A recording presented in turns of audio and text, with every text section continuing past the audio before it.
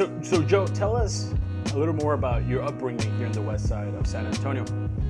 I know that you grew up in the Cassiano Homes community, also known as the Los Courts. Growing up there, all I saw were hardworking people who were just trying to make it. That's all I ever saw. I never saw, any of these stigmas that people would talk about, and I would see my grandmother and my mother, busting their butts to put food on the table. Yeah. And, I said to myself as I got older, because we lived there for quite a while, I said, what can I do for my community in the future that will let people understand that we're just as hardworking as anybody else. We're just not granted the same,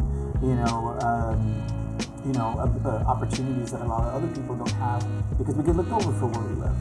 And it's really shaped me to be the person I am today because, again, you have to walk a mile in somebody's shoes. You don't know somebody's story. Absolutely. And just because we come from a different, line of, finances, doesn't mean that we're less educated, we're less, to be entrepreneurs or anything else for that matter. If anything, my grandmother was out there, hustling. She was making tortillas, selling tacos in the morning. I love that. But of course, growing up, brown, young, on the west side, when you try to go out and seek these opportunities and people find out your background, where you're from, it becomes harder, to live that American dream.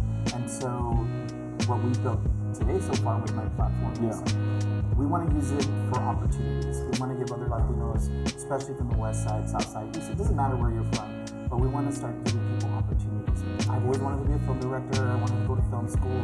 And again, I didn't get those opportunities. But which, by the way, is so tough to break into that it really world, is. right? It really especially, is. Being Latino, right? And when you look at the demographics nationwide, right? Yeah.